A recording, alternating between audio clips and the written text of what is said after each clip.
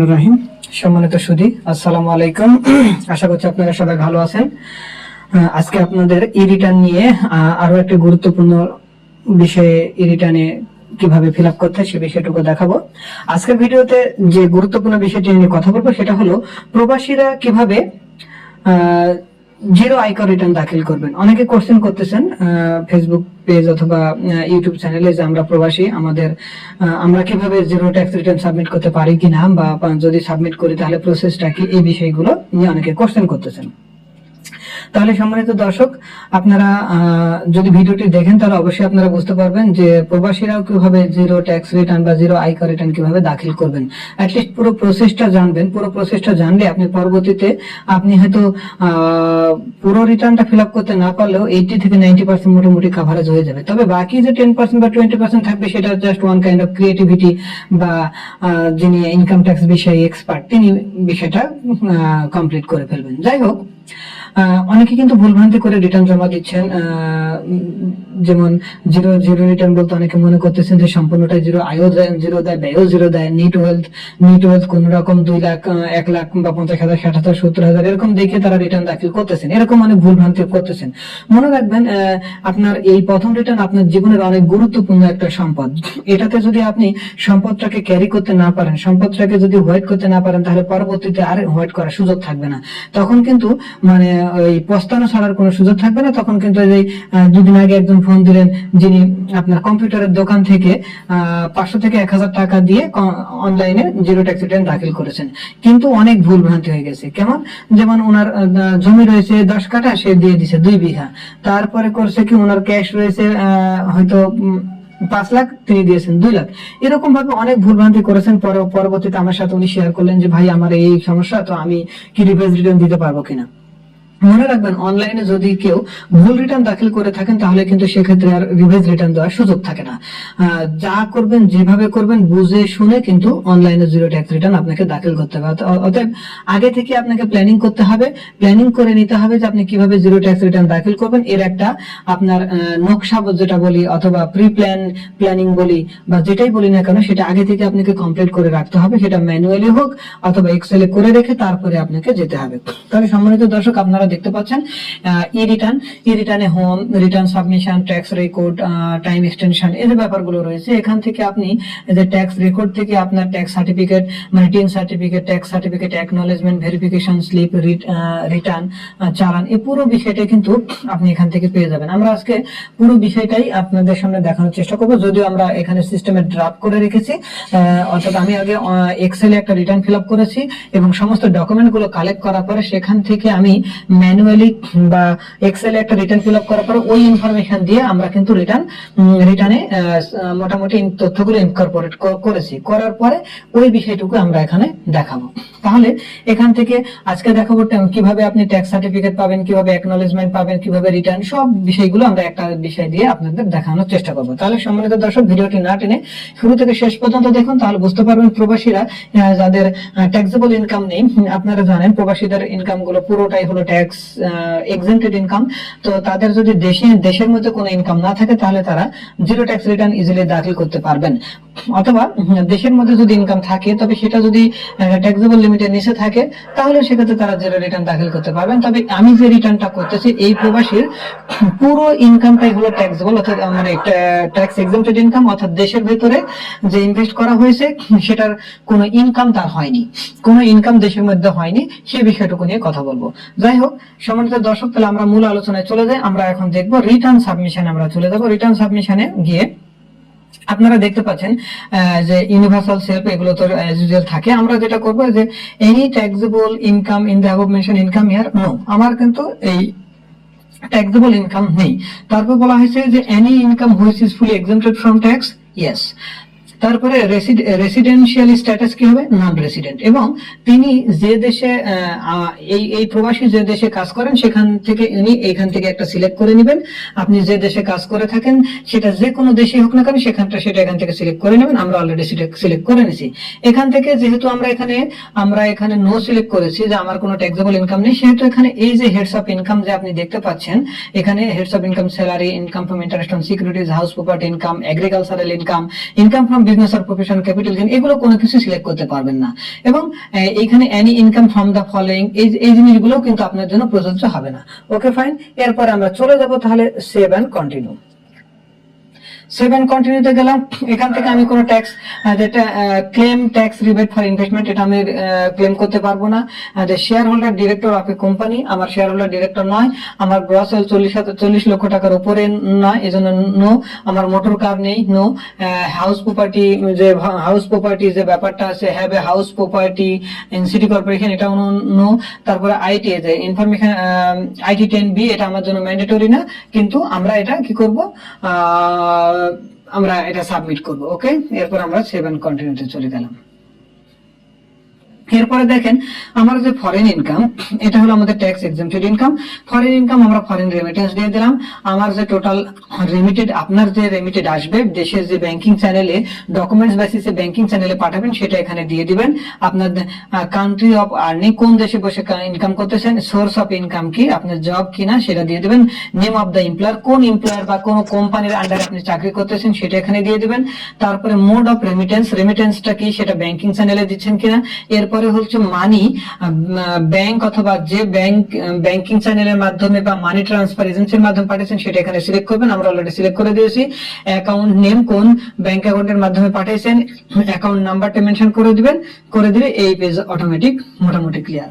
ওকে, এরপরে আমরা চলে যাব আমাদের save and continue. Save and কন্টিনিউতে গিয়ে এরপরে আমাদের কিছু ফ্যামিলি এক্সপেন্ডিচার থাকবে। ওই ব্যক্তির দেশে যেহেতু তাদের পরিবার রয়েছে, পরিবারের কিছু ফুডিং এক্সপেন্স হয়, সেটা আমরা দিয়ে দিছি। এরপরে অ্যাকোমোডেশন 1,20,000 টাকা পার মান্থ, 10,000 টাকা করে। অটো, এই যে এখানে ট্রান্সপোর্টেশন এক্সপেন্স গুলো যেটা হয় সেটা আমাদের আদার ট্রান্সপোর্টেশন রয়েছে।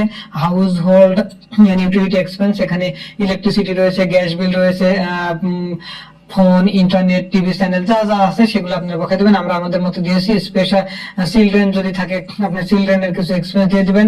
স্পেশাল কিছু এক্সপেন্স যদি থাকে, যেমন festival, party, events, domestic and overseas tour, philanthropy, other যেটা থাকবে আপনার জন্য যা যা প্রযোজ্য সেটা দিয়ে দেবেন। এখানে আমাদের আর কোনো কিছু নেই পেমেন্ট, যেহেতু আমার দেশের মধ্যে কোনো ইনকামও নেই, ইনকামের কোনো সোর্সও নেই বা কোনো ট্যাক্সও কর্তন করা হয়নি।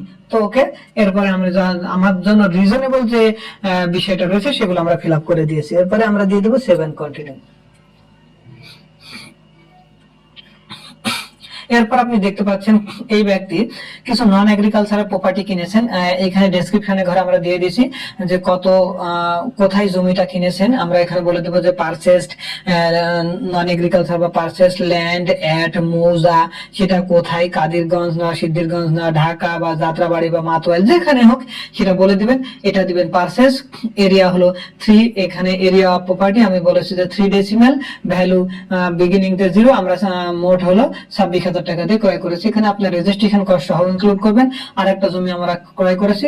এখানে নন এগ্রিকালচার প্রপার্টি যা যা থাকবে তাই আপনি দিয়ে দেবেন। আপনার যদি এগ্রিকালচার প্রপার্টি থাকে, তবে এগ্রিকালচার প্রপার্টি থাকলে কিন্তু আপনার নরমালি মাথায় রাখতে হবে, এগ্রিকালচার প্রপার্টি থাকলে আপনার এগ্রিকালচারাল ইনকামও কিন্তু থাকবে। ওকে, এখানে ওনার শুধু নন এগ্রিকালচার দুটো প্রপার্টি কিনেছেন, সেটা আমরা কস্টিং কত ডেসিমাল সব আমরা বলে দিয়েছি।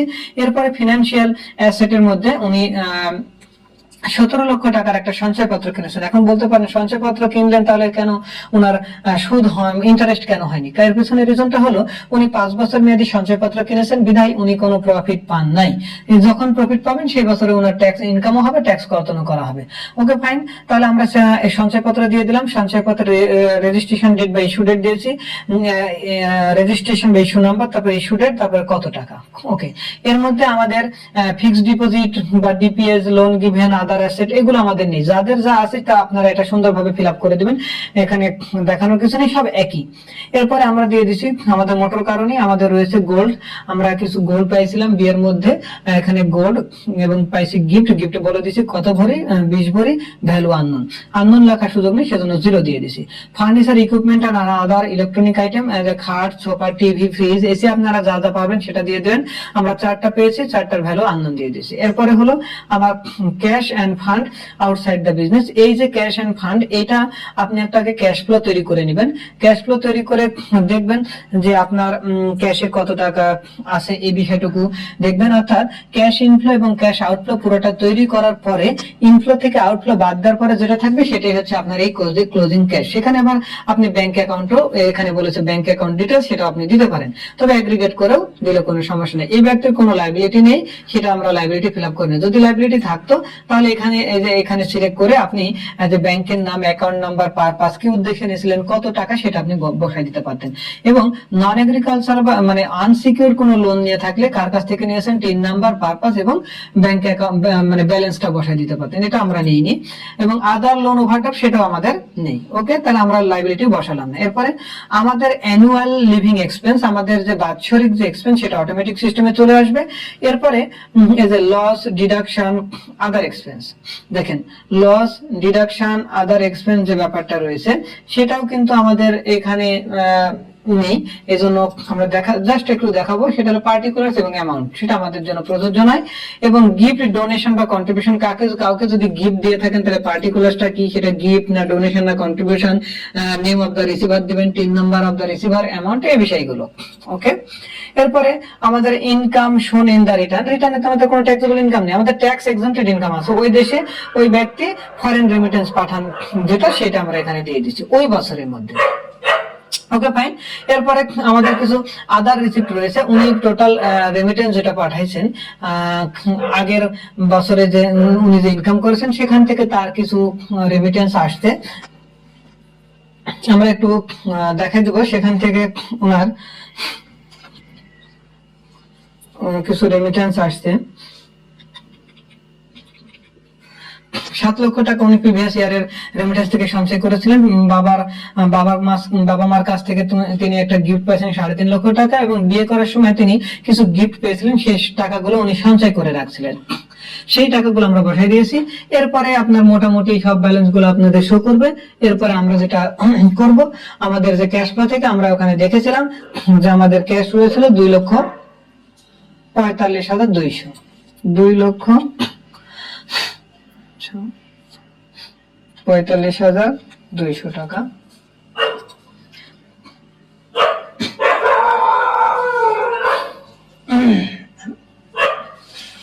আমরা ক্যাশ ফ্লোতে আমরা একটু ভুল করেছিলাম। আমাদের ক্যাশটা যদি আমরা একটু সিস্টেম থেকে একটু দেখে আসি, আমাদের সেটা হলো তাহলে আমাদের এইখানে আমাদের ক্যাশ যেটা আমরা ক্যাশ ফ্লো থেকে দেখে আসছি সেটা হলো 2,45,000 বসাই দিলে আমাদের মোটামুটি কাজ, আমাদের এভরিথিং ইজ ওকে, আর কোনো সমস্যা নেই, আমরা সব বসাই দিয়েছি। এইভাবে আপনি আপনার রিটার্নটা ফিল আপ করবেন। এরপরে আমরা চলে যাব হলো সেভ এন্ড কন্টিনিউতে। সেভ এন্ড কন্টিনিউতে দেখেন, এরপরে আমরা ট্যাক্স এন্ড পেমেন্ট, আমার কিন্তু কোনো ট্যাক্সেবল ইনকাম নেই, সেহেতু আমার কোনো ট্যাক্সও আসে নাই। দেখেন, দেখতে পাচ্ছেন আমার কোনো ট্যাক্স কিন্তু আসে নাই। কোনো ট্যাক্স আসছে? কোনো ট্যাক্স পেয়েবল আছে? কোনো ট্যাক্স পেয়েবল নাই। আমরা এখন কি করব, দেখেন এই যে আমাদের যে ভেরিফাইড যে পেমেন্ট, সেটা আমাদের দরকার নেই। ফাইনাল যে পেয়াবল যেটা, সেখানে কিন্তু আমাদের এখানে কোনোই পেয়েবল নেই। দেখেন এখানে কিন্তু আমার কোনো পেয়েবল নেই। পেয়েবল আছে? কোনো পেয়েবল নেই। তার মানে আমার এটা হলো ট্যাক্স এক্সেম্পটেড বা ট্যাক্স ফ্রি ইনকাম। এই কারণ হলো ফরেন রেমিটেন্স যারা পাঠায় তাদের ইনকামটা হলো ট্যাক্স ফ্রি বা ট্যাক্স এক্সেম্পটেড, এটার উপরে কোনো ট্যাক্স দিতে হয় না। তাহলে আমরা এখন চলে যাব সেভ এন্ড কন্টিনিউ, অর্থাৎ proceed to online. Proceed to অনলাইনে চলে গেলাম। এবার আপনি আপনার রিটার্ন ভিউটা দেখতে পাচ্ছেন। দেখেন কত সুন্দরভাবে রিটার্ন ভিউটা দেখাচ্ছে। মোটামুটি সব ইনফরমেশন গুলো আমরা দেখানোর চেষ্টা করেছি। এই যে এ টু জেড দেখেন, আমরা মোটামুটি আমার ফ্যামিলি এক্সপেন্স 2,41,000 টাকা সবকিছু আমরা দেখেছি। এখন কি করব, এই রিটার্নটা আমরা দাখিল করব। তো রিটার্নটা অনলাইনে সাবমিট করার আগে যেটা করতে হবে, এইখানে আপনি ক্লিক করে, টিক বক্সে ক্লিক করে এরপরে আপনি সাবমিট করবেন।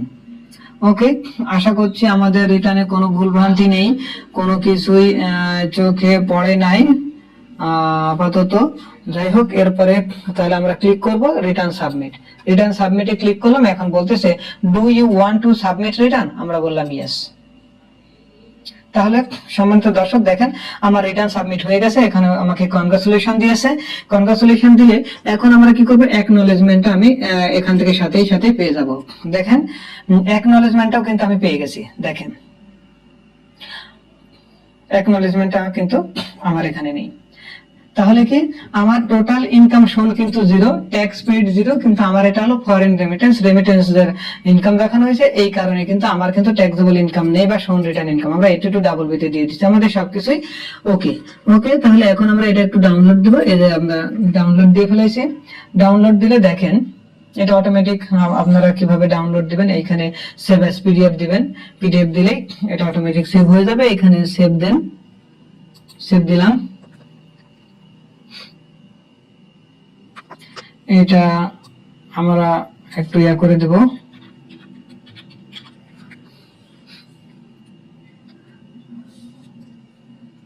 ওকে, এটা আমাদের হয়ে গেল।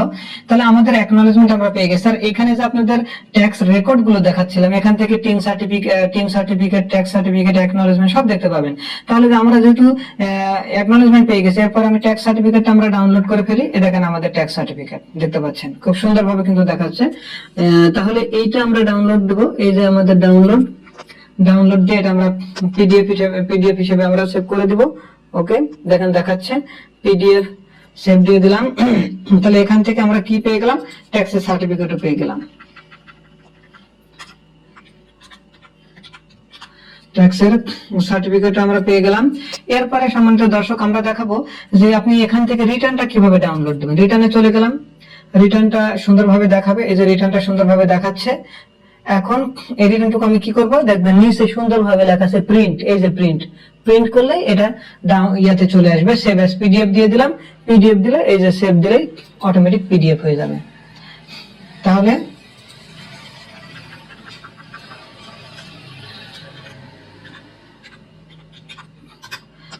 আমরা দিয়ে দিলাম। এরপরে আপনার তার মানে কি এখান থেকে আমার কি কি দরকার ছিল, আমার ছিল ট্যাক্স সার্টিফিকেট, আমার ছিল অ্যাকনলেজমেন্ট, আমার ছিল রিটার্ন। আপনি যদি এখন ইয়েটা করতে চান, টিন সার্টিফিকেটটা দেখতে চান, টিন সার্টিফিকেটটাও কিন্তু এখান থেকে দেখতে পাবেন। একটু সময় নিচ্ছে, হয়তো সার্ভারের সমস্যার কারণে অনেক সময় দেখায় না। তাহলে সম্মানিত দর্শক এখানে কিন্তু ডাউনলোডের একটা অপশন যদিও দিয়ে দিছে, কিন্তু এই যে দেখাচ্ছে, দেখেন টিন সার্টিফিকেট সুন্দরভাবে কিন্তু দেখাচ্ছে। তাহলে সম্মানিত দর্শক আমরা এখান থেকে রিটার্ন সাবমিট করে ফেলছি। আমাদের এখানে আর রিটার্ন সাবমিশনের কোনো প্রসেস নাই, পুরো প্রসেসটা আমরা দেখানোর চেষ্টা করলাম যে কিভাবে আপনি ইউজার আইডি পাসওয়ার্ড দিয়ে লগইন করার পরে আপনি রিটার্ন সাবমিশনে যাবেন এবং পুরো রিটার্নটা সাবমিট করার পরে আপনি এখান থেকে ট্যাক্স সার্টিফিকেট পাবেন, অ্যাকনলেজমেন্ট পাবেন এবং রিটার্ন পেয়ে যাবেন। তাহলে সম্মানিত দর্শক যারা বিদেশে আছেন, প্রবাসে আছেন, প্রবাসী যারা রিটার্ন দাখিল করতে চাচ্ছেন জিরো ট্যাক্স রিটার্ন, তারা জিরো ট্যাক্স রিটার্ন আপনারা দাখিল করতে পারবেন। জিরো ট্যাক্স রিটার্ন দাখিল করতে হলে যে কি কি প্রসেস ফলো করতে হবে সেটা আমরা অলরেডি দেখানোর চেষ্টা করেছি। তারপরে যে এখান থেকে আপনারা টিন দিবেন, তারপরে ইউজার আইডি পাসওয়ার্ড দিয়ে লগইন করে আপনি আপনারা পুরো রিটার্নটা দাখিল করবেন। রিটার্ন শুধুমাত্র প্রবাসীরা জিরো ট্যাক্স রিটার্ন দাখিল করতে পারবেন। অর্থাৎ প্রবাসীদের যদি আপনার দেশের মধ্যে কোনো ইনকাম না থাকে, আমি যেটা ফিল আপ করেছি দেশের মধ্যে তার কোনো ইনকাম নেই, বাট ইনভেস্টমেন্ট করে রাখছে, বাট ইনকাম জেনারেট হয়নি, এরকম একজন ব্যক্তির রিটার্ন আমরা দাখিল করার চেষ্টা করেছি, এ টু জেড দেখানোর চেষ্টা করেছি। আশা করছি আপনারা পারবেন। তবে একটা জিনিস মাথায় রাখবেন, আপনার লাইফের একটা প্রথম এবং গুরুত্বপূর্ণ রিটার্ন হলো প্রথম রিটার্ন। এই রিটার্নটা আপনি হেলাই খেলায় নষ্ট করবেন না, এবং এবারে সুযোগ আপনার হলো সম্পদটাকে হোয়াইট করা বা যা যা আছে, যত কিছু আছে এ টু জেড আপনি এখানে কিন্তু দেখাই দেবেন। আমরা কিন্তু পুরোটাই দেওয়ার চেষ্টা করেছি, কারণ কোন সম্পত্তি যদি আপনার অপ্রদর্শিত থাকে তাহলে সেটা কিন্তু ব্ল্যাক হয়ে যাবে। অর্থাৎ সেই সম্পত্তিটা বিক্রি করে আপনি নগদ টাকা বা ব্যাংক টাকা ঢোকালে সেটা কিন্তু এক্সপ্লেনেশন দিতে হবে। এক্সপ্লেনেশন দিতে না পারলে সেটা ইনকাম ফ্রম আদার সোর্স হলে কিন্তু আপনাকে ওইটার উপরে স্ল্যাব রেটে ট্যাক্স দিতে হবে। তাহলে সম্মানিত দর্শক আপনি পুরো বিষয়টুকু এ টু জেড দেখাবেন। তবে মানে প্রবাসী যারা আছেন, দেশে যদি ইনকাম থাকে, তবে দেশে ইনকাম থাকতে পারে, সেটা কিন্তু ট্যাক্সেবল লিমিটের যদি ট্যাক্সেবল লিমিটের নিচে হয় তাহলে আপনারা জিরো রিটার্ন দাখিল করতে পারবেন। অর্থাৎ ফরেন রেমিটেন্স ইনকাম প্লাস হলো দেশের ইনকাম, রেমিটেন্স ইনকামের উপরে কোনো ট্যাক্স নাই, ট্যাক্স এক্সাম্পটেড বা ট্যাক্স ফ্রি ইনকাম, কিন্তু দেশের মধ্যে যে ইনকাম সেটা ট্যাক্সেবল ইনকাম, কিন্তু যদি 3 লক্ষ টাকা নিচে হয় তাহলে সেক্ষেত্রে আপনি জিরো রিটার্ন দাখিল করতে পারবেন। তাহলে আমরা পুরোপুরি জিরো রিটার্ন একজন প্রবাসী কিভাবে যে অনলাইনে জিরো ট্যাক্স রিটার্ন দাখিল করবেন সেটা দেখানোর চেষ্টা করেছি। তবে যদি আপনারা পুরো বিষয়টুকু ক্লিয়ার না হন, ফিল আপ করতে না পারেন, তাহলে অবশ্যই রিস্ক নেবেন না। এক্ষেত্রে অবশ্যই একজন এক্সপার্টের সহায়তা নেবেন। কেন সহায়তা নেবেন? কারণ হলো রিটার্নটা ফিল আপ করা মুখ্য বিষয় না, রিটার্নটা মিলানোই হলো মুখ্য বিষয়। কোথায় কোন হেডে কতটুকু দিবেন, কোন হেডে প্ল্যানিং করে রাখবেন। কারণ এই রিটার্নটা করার আগে কিন্তু আমাকে 1-1.5 ঘন্টা 2 ঘন্টা যাবত কিন্তু প্ল্যানিং করা লাগছে, যে কোন হেডে কতটুকু দেখাবো, বা ওনার লিগ্যাল যে ডকুমেন্টস বা ভ্যালিড ডকুমেন্টস কালেক্ট করে ওই ভ্যালিড ডকুমেন্টস একত্রে করে আগে ম্যানুয়ালি এক্সেলে একটা রিটার্ন ফিল আপ করে মিলানো হয়েছে কমপক্ষে 2-4-5 ঘন্টা। মিলানোর পরে ওই ইনফরমেশন দিয়েই কিন্তু আমরা অনলাইনে ইনফরমেশন গুলো ফিল আপ করছি। আদারওয়াইজ আপনি খুব দ্রুত গিয়ে অনলাইনে গিয়ে ঢুকলেন, আপনার ডকুমেন্টস নিয়ে আপনি তাড়াহুড়ো করে ইচ্ছা মতো যে যা আছে খালি দিয়ে ফিল আপ করে দিলেন। এটার ফলে কি হবে? আপনি ফিউচারে ঝুঁকির সম্মুখীন হবেন, বিপদের সম্মুখীন হবেন। ওই সম্পদগুলো হাইড হয়ে গেলে পরে দেখানোর সুযোগ পাবেন না। এবং অনলাইনে একবার ভুল রিটার্ন দাখিল করলে সেটার কোনোভাবেই আপনি কি করতে পারবেন না, রিভাইজ রিটার্ন দাখিল করতে পারবেন না। অতএব দর্শক, অনেক বুঝে শুনে আপনি দাখিল করবেন যদি নিজে দাখিল করতে চান। আর যদি নিজে দাখিল করতে না পারেন, কোন এক্সপার্টের যদি শরণাপন্ন হন, তাহলেও কোনো সমস্যা নেই। উনি মোটামুটি প্ল্যানিং করে আপনাকে দেখাই দেবে। এবং এইটা যেমন একজনের রিটার্ন ফিল আপ করার আগে এটা মোটামুটি তাকে আমি পুরো ইনফরমেশন গুলো ওনার সাথে কিন্তু শেয়ার করেছি। সেটা হলো হোয়াটসঅ্যাপের মাধ্যমে ছবি দিয়ে যে ওনার কোথায় কি আছে A to Z কিন্তু দেখানোর চেষ্টা করেছি। কারণ এমন যেন না হয় যে আমি যেটা দেখালাম সেটাতে উনি এগ্রি করতেছেন না, বা আমি যেটা দেখাচ্ছি এটার ফলে উনি ক্ষতিগ্রস্ত হচ্ছেন, বা আমি যেটা দেখাচ্ছি এটার ফলে উনি লুজার হচ্ছেন, এরকম কিন্তু নয়। পুরো বিষয়টা উনাকে হোয়াটসঅ্যাপের মাধ্যমে, স্কাইপের মাধ্যমে বা হোয়াটসঅ্যাপের মাধ্যমে আমি ইনফরমেশন গুলো সুন্দরভাবে ছবি তুলে তাকে কিন্তু আমি পিডিএফ করে দিয়েছি, যে আপনি চেক করে দেখেন, বা আপনি দেখেন আপনার কোনো কোয়ারি আছে কিনা। তাহলে কি দাঁড়ালো? উনি নিজেও এই বিষয়টুকু অবগত হলেন। তবে যিনি রিটার্ন পূরণ করবেন সেটা তো তিনি ইনকাম ট্যাক্সের বিষয়টা মাথায় নিয়েই করবেন, না জেনে তো উনি করবেন না। তো এই জন্য আমার সাজেশন থাকলো, যে ব্যক্তি ইনকাম ট্যাক্সের এক্সপার্ট নয়, ইনকাম ট্যাক্সের বিষয় সম্বন্ধে জানে না, সে ব্যক্তির কাছে 200-500 কেন হোক, টাকা ডাজেন্ট ম্যাটার। কারণ আজকের কিছু টাকা দিয়ে ফিল আপ করতেছেন, কিন্তু যদি ভুল থেকে যায় এই রিটার্নটা আপনি কিন্তু পরে আর ফিল আপ করতে পারবেন না, রিভাইজ রিটার্ন দিতে পারবেন না, অনেক সমস্যার সম্মুখীন হবে। আমি অলরেডি অনেক ভিডিওগুলো আপনাদের সাথে ভিডিওগুলো দিয়েছি, এবং প্রত্যেকটা ভিডিওতে আলাদা আলাদা কিন্তু এক্সপিরিয়েন্স শেয়ার করেছি, যে ভুল দিলে কি হয়, টাকার পরিমাণ আপনার বেশি থাকার পরেও রিটার্নে কম টাকা দেখালে কি হয়, সে বিষয়গুলো দেখিয়েছি। তারপরে আমরা সামনের ভিডিওগুলোতে হয়তো দেখাবো, আপনাদের সামনে দেখানোর চেষ্টা করব যে হাতে নগদ কত টাকা আপনি দেখাবেন, কত টাকা দেখানো উচিত, অথবা গোল্ড বেশি দেখালে কি হতে পারে, গোল্ড কম দেখালে কি হতে পারে, সম্পদ বেশি দেখানো হলে কি হতে পারে। এরকম প্রত্যেকটা বিষয়গুলোই আপনাদের সামনে ভিডিও আকারে উপস্থাপন করা হবে। তাহলে সম্মানিত দর্শক, আমাদের চ্যানেলের সাথেই থাকবেন, এবং চ্যানেলের সাথে থাকলে প্রতিনিয়ত আপডেটেড ভিডিওগুলো আপনারা পেতে পারবেন, এবং পেলে কি হবে, এটার মাধ্যমে আপনি উপকৃত হবেন। তাহলে সম্মানিত দর্শক, কথা বাড়াবো না, আমরা আসলে চেষ্টা করেছি প্রবাসীদের zero tax return A to Z দেখানোর জন্য। তাহলে সম্মানিত দর্শক, যদি ভিডিওটি ভালো লেগে থাকে তাহলে অবশ্যই লাইক দিবেন, শেয়ার করবেন, এবং কমেন্ট বক্সে গিয়ে কমেন্ট করে জানাবেন। এবং কোনো ধরনের সহায়তা লাগলে অবশ্যই আমাদের ফোন নাম্বার দেওয়া থাকবে, সেখানে আপনারা যোগাযোগ করতে পারেন যে কোনো ধরনের পরামর্শের জন্য। তাহলে সম্মানিত দর্শক, আজকে এ পর্যন্তই। সে অবধি আপনারা ভালো থাকবেন, সুস্থ থাকবেন, দেখা হবে পরবর্তীতে কোনো একটা ভিডিওতে। আসসালামু আলাইকুম।